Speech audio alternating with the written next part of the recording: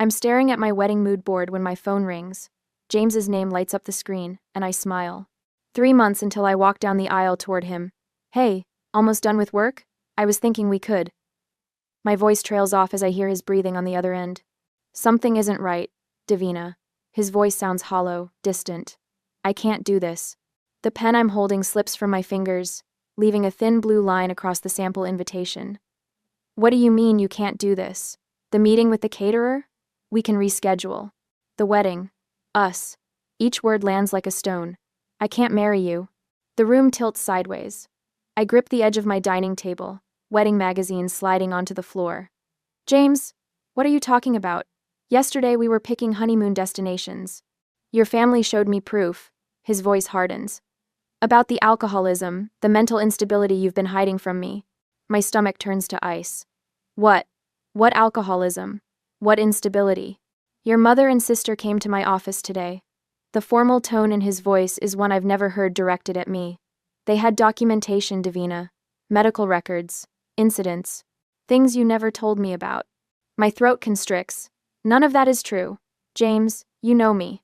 Do I? The question hangs between us. They showed me reports from the rehab facility you attended last year, the same time you told me you were at that event planning conference in Chicago. The room spins faster. I've never been to rehab. I was at that conference. I have the badge, the photos, the contacts I made. They're lying. I whisper, my voice trembling. I don't understand why, but they're lying. Your mother cried, Davina. She said they've been covering for you for years, that they didn't want to interfere, but they couldn't let you start a marriage based on lies. My mind races back to our family dinners, where I'd shared my deepest insecurities with my mother and sister.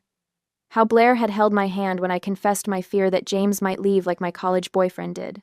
How Mom had poured wine and assured me, you can always trust family to have your back. James, please.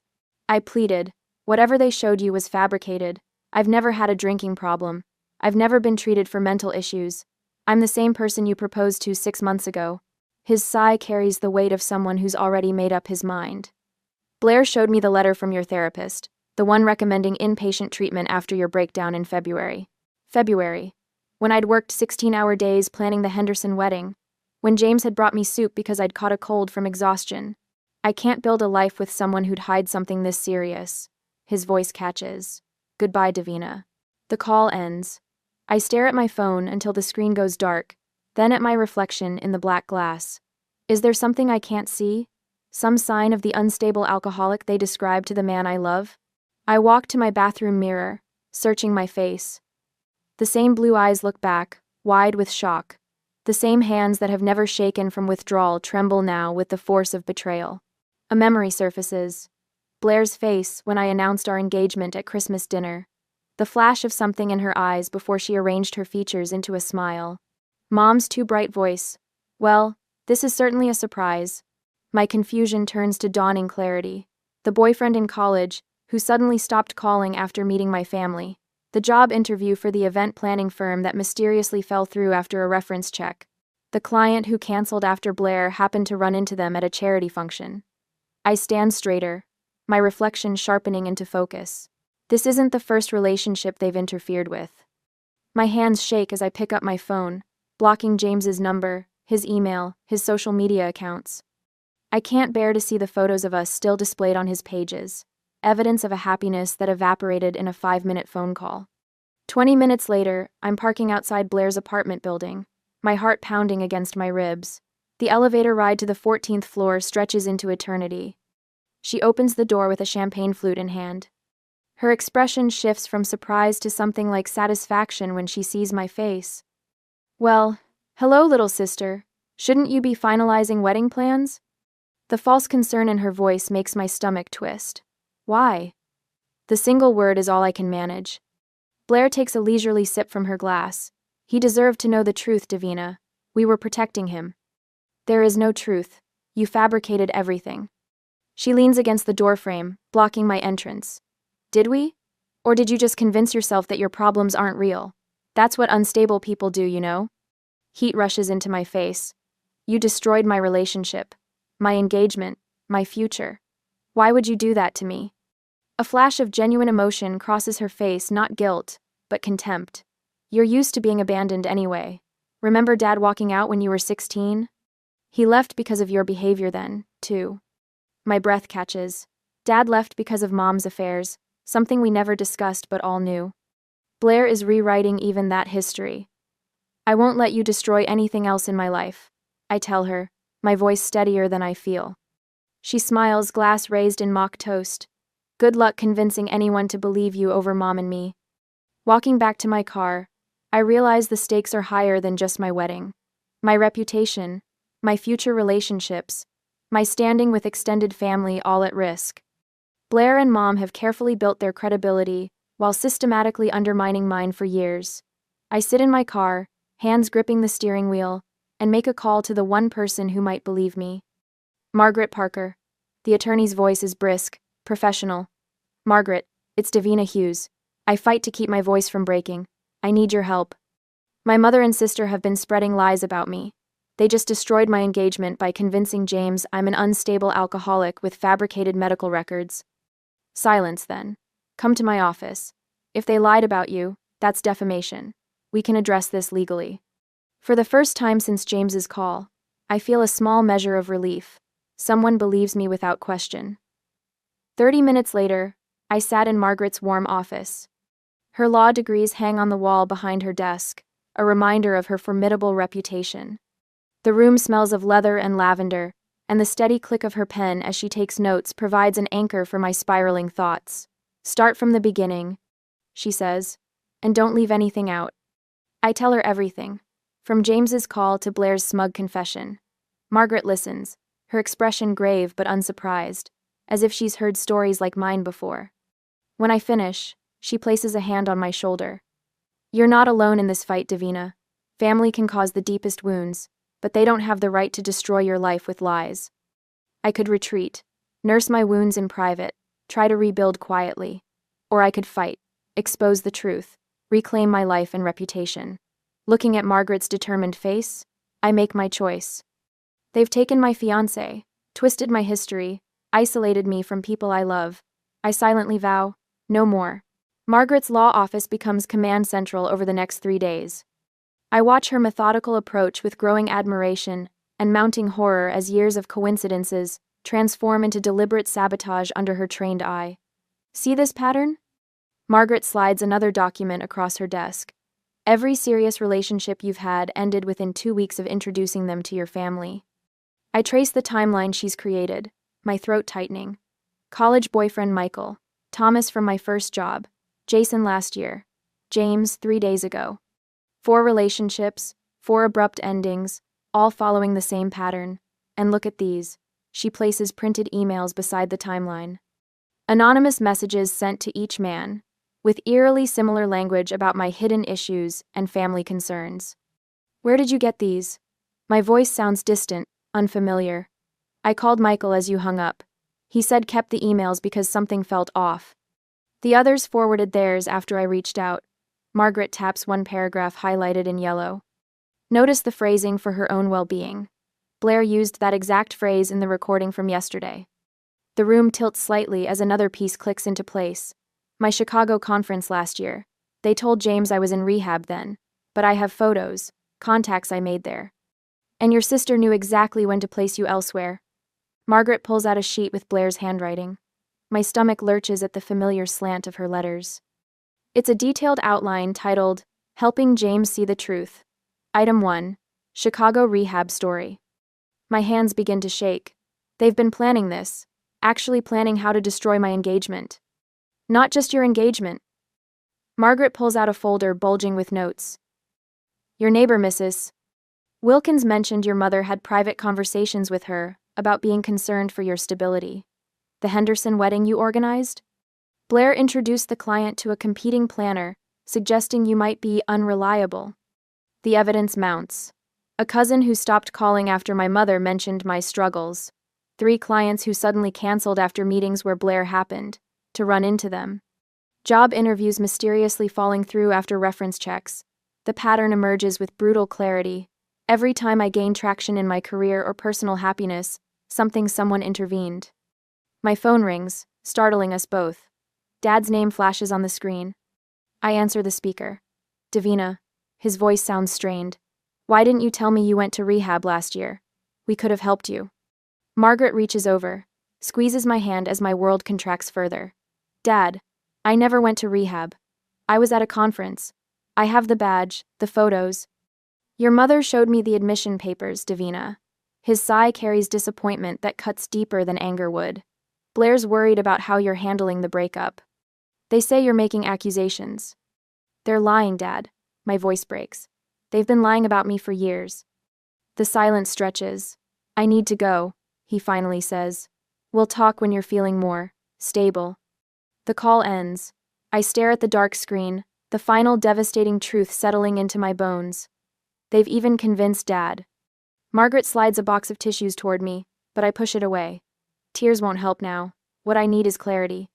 I pull a blank legal pad toward me. They've been documenting false evidence. I need to document the truth. For the next hour, I list every suspicious incident I can remember. The college internship that fell through after my mother spoke to the director. The friendship with Sarah that ended suddenly when her parents invited us to dinner with my family. The apartment I mysteriously lost despite having perfect credit. With each memory, the lens through which I viewed my life shifts.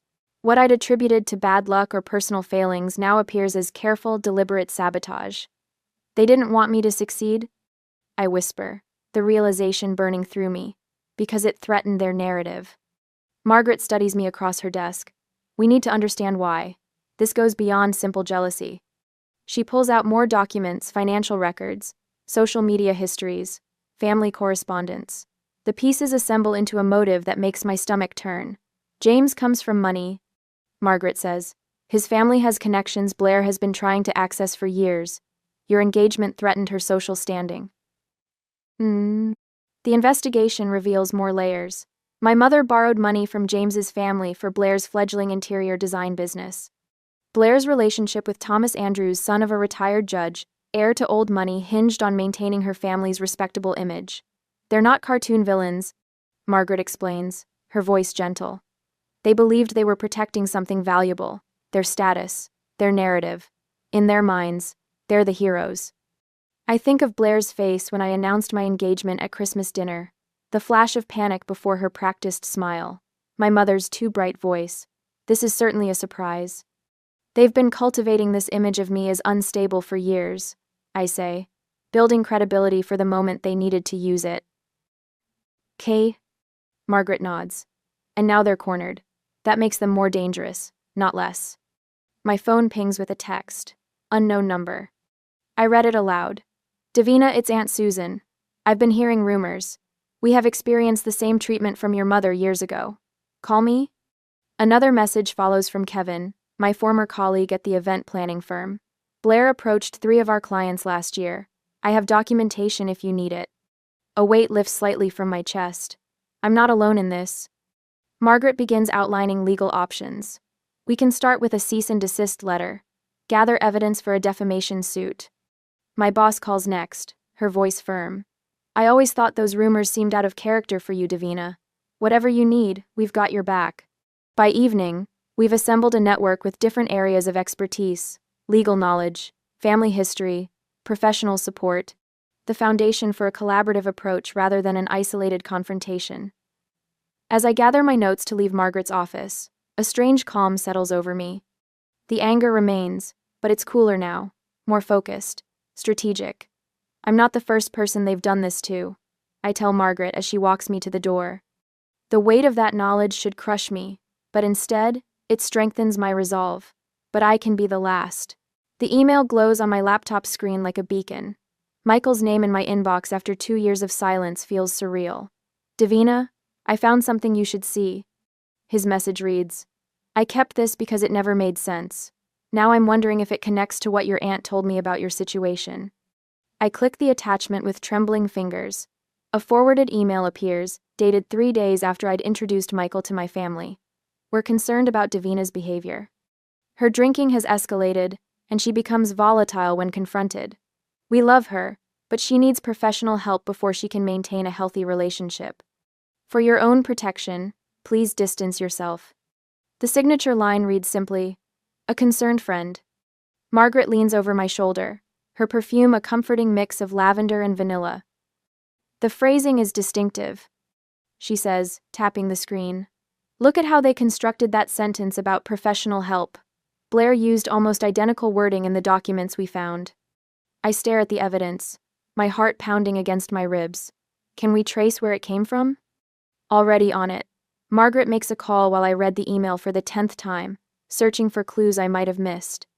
20 minutes later, Margaret's tech specialist confirms what we suspected. The IP address matches your mother's home network. The timestamp shows it was sent when only Blair was home, according to the timeline you provided. We need more, I say, surprising myself with my calm determination. We need to get them to confirm this in their own words. Margaret nods, setting her coffee mug down with a decisive click. This establishes a pattern of malicious intent, but you're right, a recorded admission would make our case ironclad. I allow myself a small, unfamiliar feeling power. For the first time since James's devastating phone call, I have solid evidence. Not just suspicions or patterns, but concrete proof that can't be dismissed as paranoia or misunderstanding. I can finally confront them with more than just my word against theirs. I say, straightening my shoulders. I have proof now. The next afternoon, I park outside my childhood home, recorder hidden in my purse. Margaret's legal guidance plays in my mind. Get them talking about their actions without revealing what I know until they've incriminated themselves. The familiar path to the front door feels different now. Family photos hanging in the entryway reveal new messages. Mom standing slightly in front of me in every picture, Blair positioned prominently while I'm often partially obscured or caught mid-blink. Blair opens the door with a champagne flute in hand, her expression shifting from surprise to smugness when she sees me. Well, look who decided to grace us with her presence. She steps back, allowing me inside. Mom's in the sunroom. Mom's in the sunroom. I follow her through the house, noticing how my shoulders instinctively hunch forward, a physical response to years of subtle diminishment. Mom looks up from her gardening magazine, removing reading glasses that hang from a pearl chain around her neck. Davina, this is unexpected. I needed to talk to both of you, I say, taking a seat across from them. The recorder in my purse captures every word as I carefully guide the conversation. About James. Such a shame how that ended, Mom says, her voice dripping with false sympathy, but perhaps for the best. I let them talk, asking innocent questions about what exactly they told James, watching as they exchanged glances, their confidence growing with each unchallenged statement. When they've finished their practiced performance of concern, I reach into my bag and place the printed email on the coffee table between us. Explain how Michael got this, I say quietly. Blair's expression changes so quickly it's almost comical, from confident to defensive in the space of a heartbeat. Her fingers tighten around the stem of her glass. What are you talking about? She asks, but her eyes never leave the paper. This email was sent from this house when only you were home, Blair. I tap the paper. The same email that ended my relationship with Michael 2 years ago. Mom reaches for the paper, scanning it quickly. This proves nothing. It matches the wording in the documents you showed James. I continue. The same language about professional help and volatile behavior. The same false claims about drinking. Blair's laugh sounds brittle.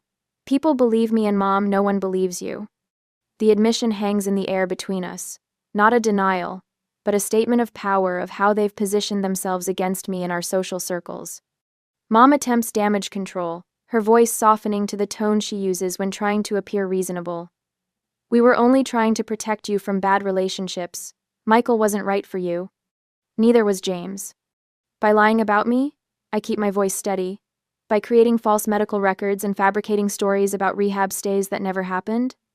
You've always been dramatic, Mom says, sighing heavily. Always making everything about you.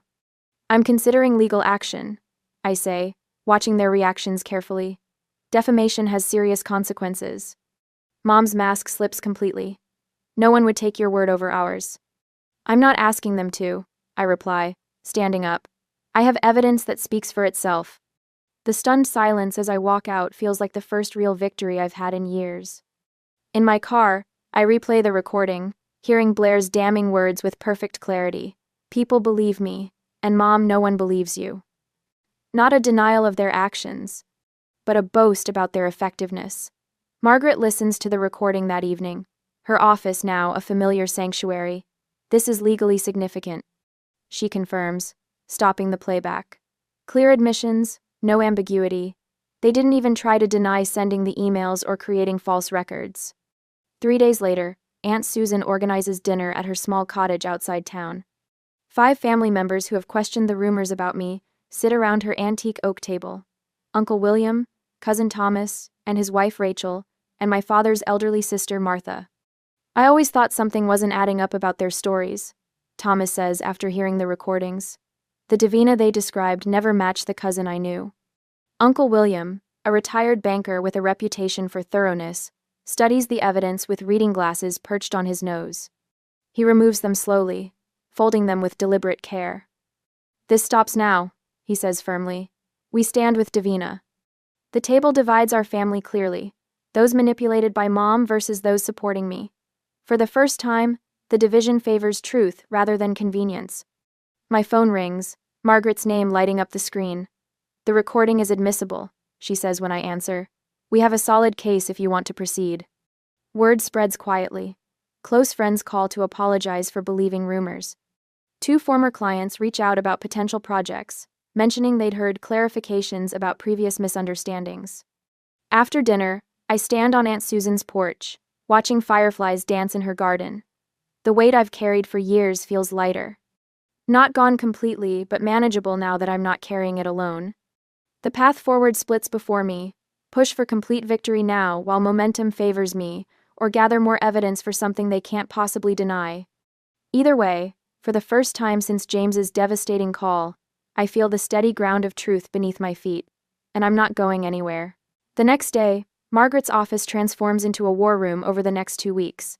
Evidence boards stretch across the walls, layered with timelines, family photos, and legal documents. Colored strings connect events, creating a visual map of years of manipulation. The sheer scale of it takes my breath away. We need to be thorough, not just angry, I tell Margaret as we organize a new batch of witness statements. Anger got me through the first confrontation, but it won't finish this. Margaret nods, her reading glasses perched on the end of her nose as she reviews a document. This isn't about one confrontation, Davina. It's about permanent resolution. Your mother and sister have been orchestrating this campaign for years. I catalog each allegation methodically, matching them with counter-evidence. The rehab facility where I supposedly stayed during my Chicago absence has provided written confirmation I was never a patient. My bank records show hotel charges in Chicago during the conference dates. The pieces fit together with a satisfying click. Aunt Susan arrives with a thick folder of family correspondence. Your mother has been doing this for decades, she explains, spreading letters across the table. She did the same to your cousin Jennifer back in the 90s, convinced everyone she was unstable after Jennifer confronted her about stealing from Grandma's estate. I remember Jennifer moving away suddenly, I say, the memory shifting into new focus. Mom said she had a breakdown. Jennifer had evidence, Susan replies, but Elaine got to the family first. No one believed her. The work feels less emotionally satisfying than confrontation. Part of me wants to storm into Mom's house and demand immediate justice. But as patterns emerge from our methodical documentation, I recognize the value of patience. How do we know which family members are still feeding them information? I ask, reviewing our contact list. Margaret's expression turns calculating. We don't contact anyone we're not absolutely certain about. Period. I work the phone for hours each day, connecting with colleagues who experienced Blair's interference. 3 clients confirm she approached them directly, suggesting I had reliability issues. My former assistant reveals Blair offered her a job contingent on sharing my client list. Aunt Susan becomes our family historian, documenting Mom's pattern of controlling narratives. She told your father you'd refuse to see him after the divorce, Susan reveals, but you were waiting by the phone every weekend. Margaret prepares legal documents with surgical precision. Each defamation instance needs specific documentation, she explains. The forged medical records are our strongest evidence. We establish a network of allies, each with specific responsibilities. My colleague Vanessa monitors industry gossip, feeding us reports of new rumors. Margaret's paralegal Jonathan creates pristine documentation packages. Aunt Susan manages family communications, identifying who remains in Mom and Blair's information loop. I deliberately appear withdrawn in public, canceling appointments and declining social invitations. Let them think I'm defeated. The evidence suggests your sister and mother haven't just targeted you. Margaret observes one evening, reviewing our findings. There's a pattern of isolating anyone who threatens their social position. A new piece of intelligence arrives from Vanessa. Blair's fiancé, Thomas Andrews, comes from the Andrews family, regional banking titans and major philanthropists. Your mother is desperate to secure that connection. Aunt Susan confirms. She's been pushing Blair toward Thomas for years. The social standing alone would cement her position. Margaret taps her pen thoughtfully. Blair's engagement party is next week. Every key witness will be there: family, business associates, Thomas's family. Perfect timing, I say, a plan forming. That's when we present everything. The doorbell interrupts our planning. Through the peephole, I see my father shifting uncomfortably on the landing. When I open the door, Dad looks older than his 60 years. Your mother says you're threatening the family, he begins without preamble. My heart sinks. They're using him as their messenger. Can I come in? He asks, peering past me into the apartment. I hesitate but step aside. What exactly did she tell you? That you're planning some kind of revenge over the wedding cancellation. He sits heavily on my couch. Davina, I know you're hurt, but can't you just let this go? Family is family. The words sting, the familiar refrain that's kept me accepting their behavior for years. Dad, they lied to James about me. They created fake medical records. He shakes his head. Your mother explained about your problems. We only want what's best for you. For a moment, I consider showing him our evidence, but his expression, pitying and distant, tells me he's not ready to see it. After he leaves, I lean against the closed door, breathing deeply. They're using Dad now, I whisper to the empty apartment. This has to end. 2 days later, I polish the last slide of my presentation until it gleams with undeniable truth. The evidence sits arranged on Margaret's oak conference table, cease and desist letters in crisp manila folders, audio recordings verified by the forensic specialist, notarized witness statements from clients who experienced Blair's interference, every detail cataloged, every accusation backed by proof. Remember, Margaret says, adjusting her reading glasses as she reviews the documentation, when you present this, keep your voice steady, no matter what they say or how they react. I nod, rehearsing the opening statement in my mind for the 100th time. The truth doesn't need anger to be powerful, I say, repeating the mantra we've developed. Margaret gives a satisfied nod. Exactly, the evidence speaks for itself. She taps the forensic report confirming Blair's email IP address. This alone would convince most judges. Aunt Susan calls to confirm she's secured invitations for 3 key family members whose support will be crucial. Uncle William, Cousin Thomas, and Grandmother Eleanor, whose opinion carries weight with the extended family. They'll be there, Susan assures me. William especially wants to hear your side. He's always had questions about some of the stories Elaine told him. I close my eyes, visualizing the engagement party venue. Every person who will be present, every possible reaction, every contingency. For days, I've lived and breathed this plan, transforming raw pain into methodical preparation. 2 hours later, my phone buzzes. Margaret again. Jason Mitchell confirmed he'll attend. Jason, whose contract with my event planning business mysteriously dissolved after Blair happened to run into him at a charity gala. He's bringing documentation of their conversation. The remaining pieces fall into place throughout the day. I rehearsed my presentation one last time, focusing on the irrefutable facts rather than my personal feelings. The betrayal still burns, but I've learned to channel that heat into precision rather than letting it consume me. My doorbell rings just after 5. Through the peephole, I see my mother's perfectly coiffed hair, her cream-colored suit immaculate as always. My pulse quickens, but I open the door, keeping my expression neutral. Davina, darling, Elaine says, concern dripping from her voice like honey laced with arsenic. I came to see how you're doing. We're all so worried about your behavior lately. I step back, allowing her into my apartment but maintaining distance. What behavior would that be, Mom? She glances around my living room, noting the absence of wedding magazines that once littered every surface. Her eyes linger on a legal pad partially covered by a newspaper. You've been calling family members, asking strange questions about Blair and me. Her voice shifts slightly, the concern hardening into something more pointed. Thomas's parents mentioned you contacted his aunt. So they know something's coming. I keep my face carefully composed, giving nothing away. I'm reconnecting with my family, I say simply. Is that concerning? Elaine steps closer, lowering her voice, though we're alone. Thomas's family is very concerned about the scandal, Davina. His father sits on the hospital board. His mother chairs 3 charity committees. Her eyes narrow. Think carefully before you do anything at the engagement party. The threat hangs in the air between us. For a moment, I see through the mask of maternal concern to the calculation beneath. They've detected my movements but don't know exactly what I've planned. I appreciate your concern, I reply, moving toward the door, but I need to finish getting ready for work. After she leaves, I call Margaret immediately. They know something's coming, I tell her, pacing my kitchen. Mom just came by with a thinly veiled warning. Margaret's voice remains calm. They're fishing for information. They know something's coming, but not what. This changes nothing about our approach. Should I warn Aunt Susan? What if they try to block her attendance? They can't without raising suspicions. Stay the course, Davina.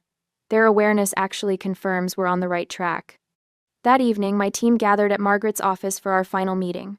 Margaret spreads the legal documents across the conference table, confirming their admissibility one last time. Aunt Susan reports on family dynamics, identifying which relatives are most likely to listen with open minds. Jason reviews his statement about Blair's interference with my clients, while the forensic specialist confirms the enhancement of our audio recordings has been completed. Everything is in place, Margaret says, closing her leather portfolio. Tomorrow, we present only facts, no accusations. The evidence speaks for itself. I drive home under a sky scattered with stars, feeling strangely calm. Tomorrow, everything changes. The careful house of lies my mother and sister built over years will collapse under the weight of truth. In my bedroom, I lay out my outfit for Blair's engagement party, a blue dress that projects confidence without aggression. I review my presentation once more, then set my alarm. As I drift toward sleep, I realize I'm no longer afraid of them. Their power existed only in shadows, in whispers, in my isolation. Tomorrow, in the light of truth, that power evaporates. They're scared, I whisper to myself, understanding finally settling in my bones. That means we're on the right track. Next week, Blair's engagement party transforms the Oak Ridge Country Club into a showcase of wealth and influence. Crystal chandeliers cast golden light across the grand ballroom, where nearly 100 guests mingle in evening wear.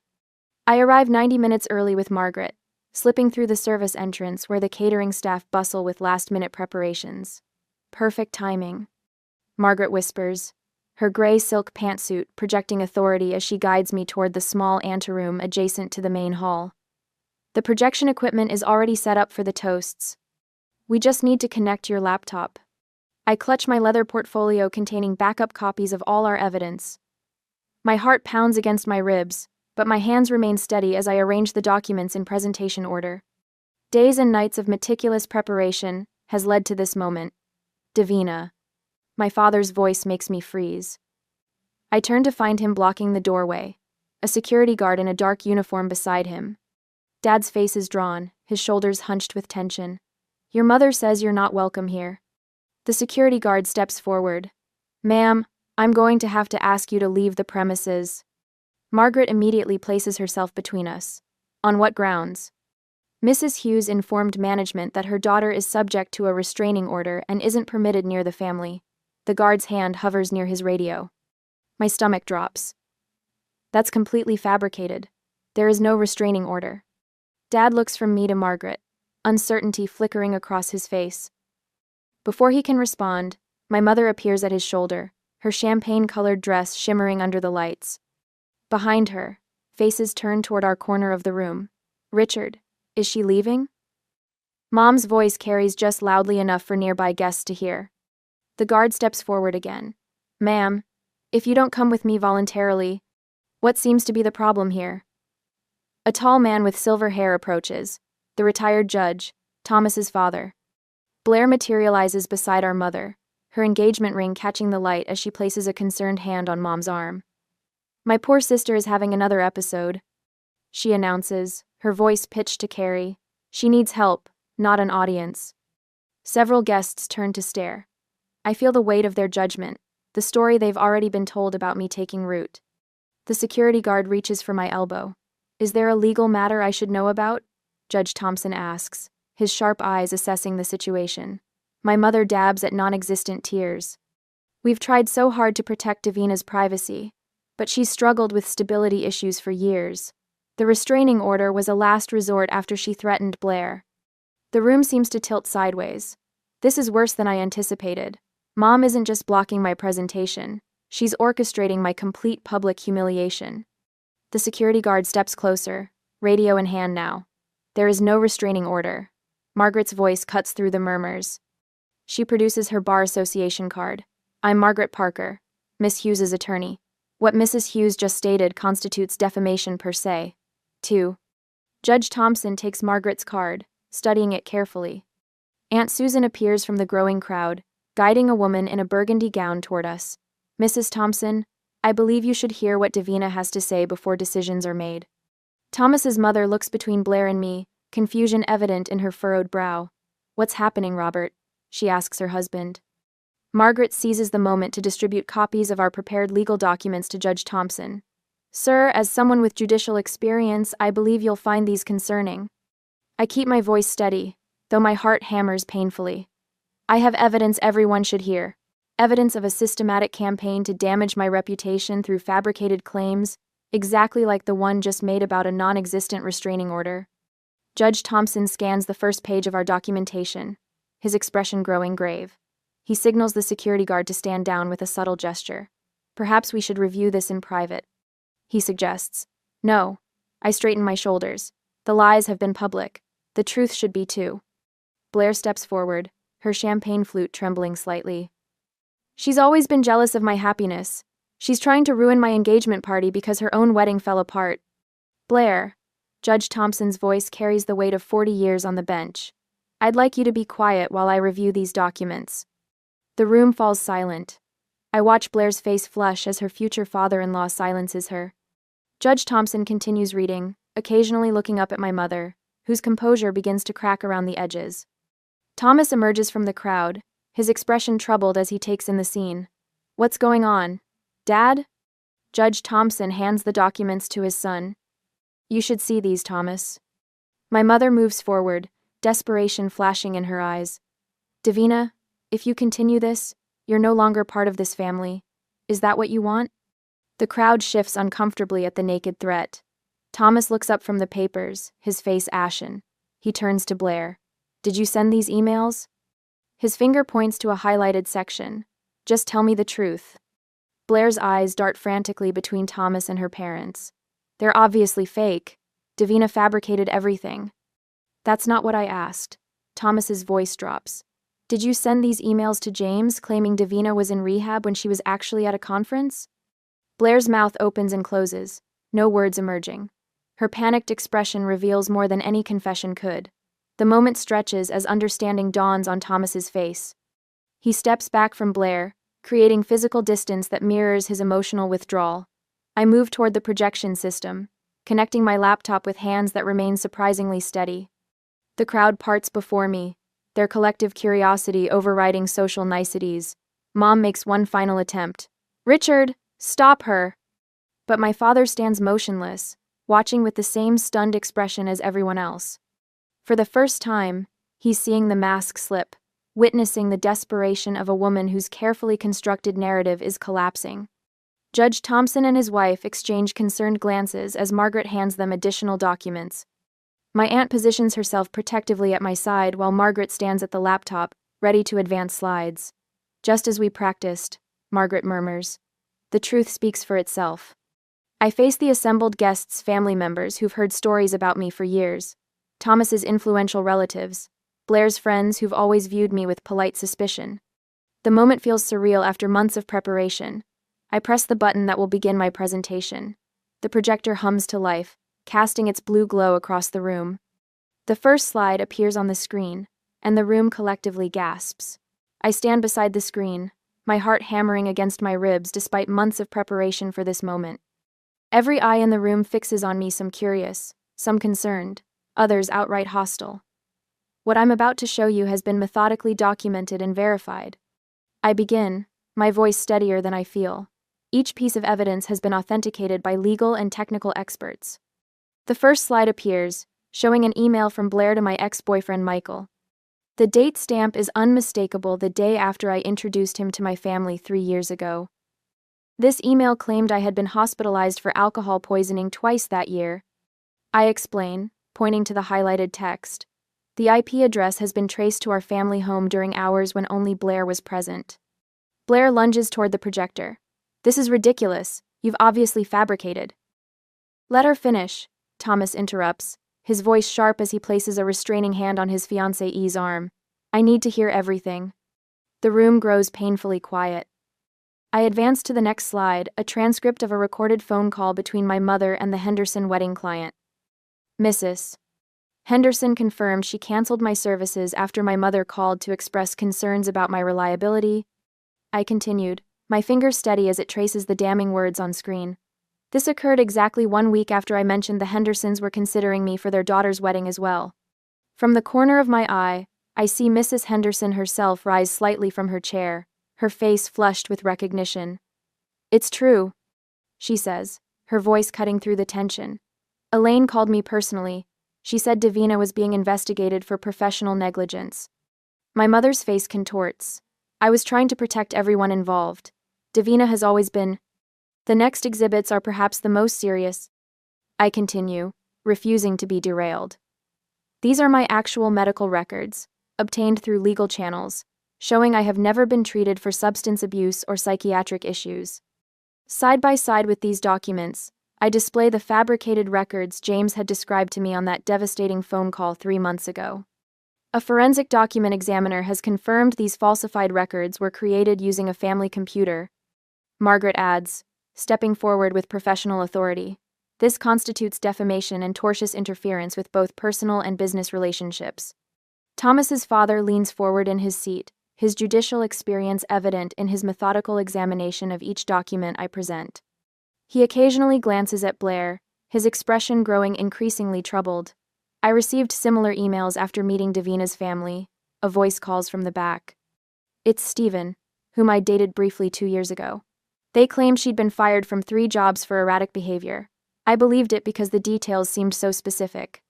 One by one, witnesses I've gathered over months of careful preparation speak up. Former clients, colleagues, even distant relatives, each confirming a piece of the pattern. Blair told me Davina had stolen designs from another planner. A client named Jennifer says, standing from her table, she showed me what looked like a cease and desist letter. I canceled our contract the next day. The evidence unfolds relentlessly, years of manipulation exposed in devastating sequence.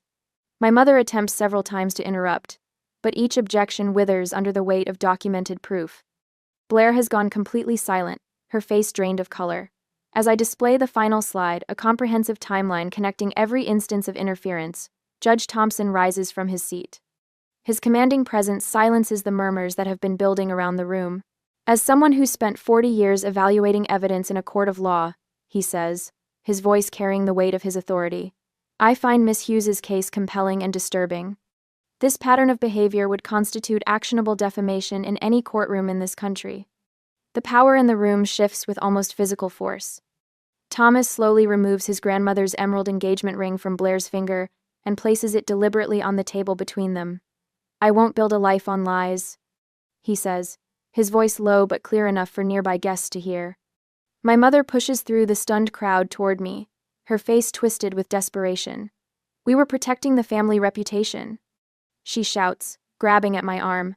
Everything we've built would have been destroyed by your poor choices. What poor choices, Mother? I ask, keeping my voice level.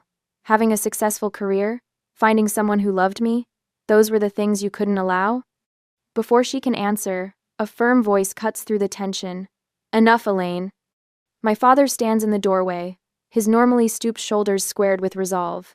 I hadn't known whether he would come after our last conversation. I've seen enough, he continues, walking toward us. I should have questioned what I was being told years ago. I failed you, Davina. The room grows impossibly quiet as he takes my hand. The simple gesture of support brings tears to my eyes after years of distance.